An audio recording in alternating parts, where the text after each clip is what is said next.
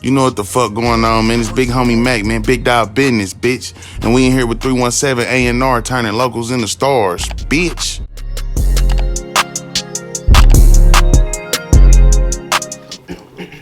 How you what? How you living? It's your boy Miles, the 317 A&R, who I'm in the building with again today. 4200 core, of course. 317 dot.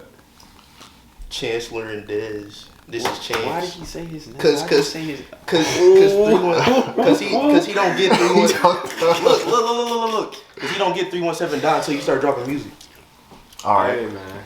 All right. So it's Chance. Yeah, it's Chance. It's 317 dot. 317. All right. So, shoot, hold on for dear life, man. For sure. You dropped the project. I gotta tell you this, it's fire for real. Like, great body of work. So, Appreciate it, boss. now that it's out, how does it feel that it's dropped in? What's your feedback from the supporters and the listeners, bro? Man, first of all, feeling how after it dropped, like it's like a weight lift off my shoulder because we was working on that for a minute, and I mean like putting our foot into that shit. Like from the recording sessions to the mixing sessions, which we did separate, and then the mastering was separate as well. It's just like every little part of the process was almost hell, but it was also like fulfilling every part that got finished. Wow. So like definitely dropping it was like taking some weight off me. But the reception been crazy. Like shit, they've been with me every step of the way. So every time that something like a cool little accolade done popped up, they done seen it. Like the biggest one right now is like the past week, Adam 22. He listened to God Body, and they was fucking with God Body. They was singing it in their live stream. So I was like, oh yeah, we on to something. Seen that, yeah, that was hard. No jumper with it. They was smoking, listening. Yeah, man, I was like, that's hard. crazy. but yeah, the reception been crazy, man. I haven't gotten none that strike me as a surprise because we worked real hard on it. So it's like we knew we had a good body of work when we finished it, but like everybody's really enjoying it. So it's dope. That's what's up. So, what's your favorite track from the album? Mine is Mavis Piece.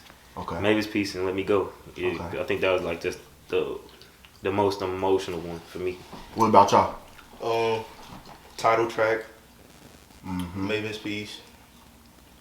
Sense of Urgency and God Body You Curse because I'm on that motherfucker. What about you?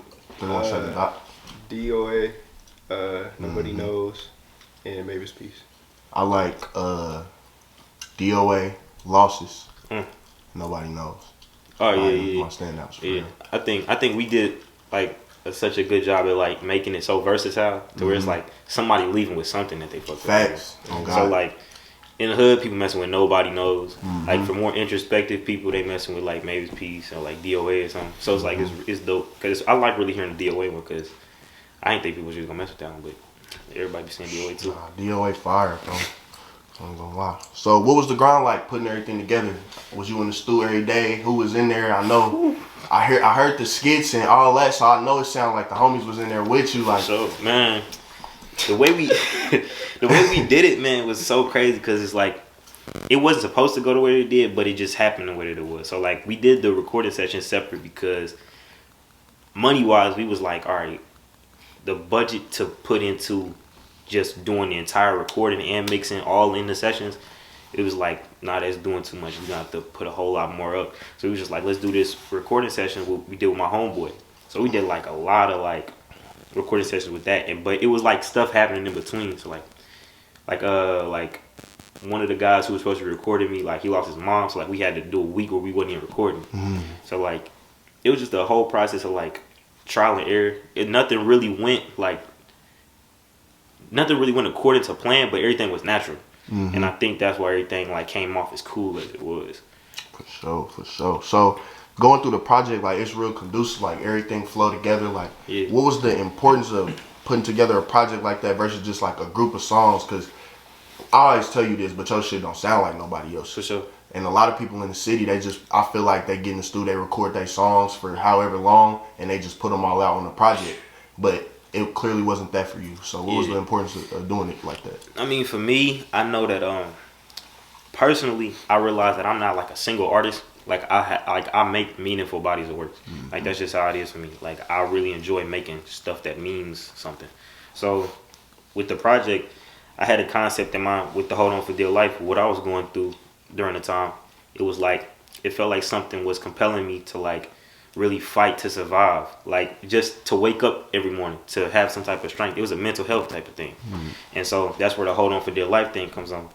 But it's like you said, a lot of people, they just they put together a bunch of records and then they call it what they want to call it. But I don't know. I feel like for me, I want to make something that's going to mean something. When I'm gone, I don't want to just have a body of work that's just a bunch of collaboration and stuff that I made up over time. Want to be intentional. Yeah, everything has to be intentional. Like I said, like the first time I was with you, man, I told you, like, I try to, like, I aspire to have like a militant type of style. Like I like the way my crew move. I like the way everything around me flows. Like the music gonna be the same way. That's what's up.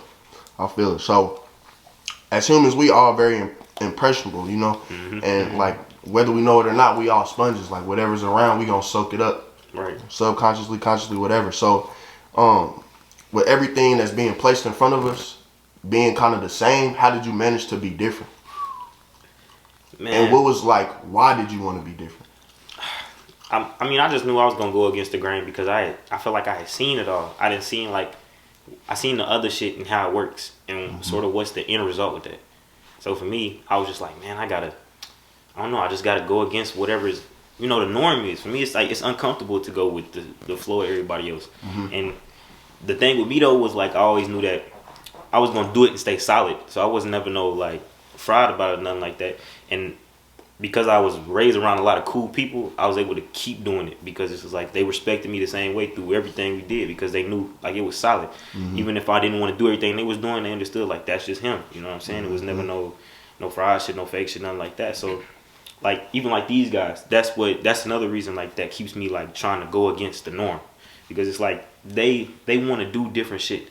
Like people you grow up with, everybody want to do the same shit. Want to hoop, want to rap. You feel me? Sell drugs, whatever the case may be. But these guys, you feel me? This guy want to be a producer. He put his head onto it. He want to make clothing. He put his head onto it. So like, it makes me not want to ease up with what I'm doing. So.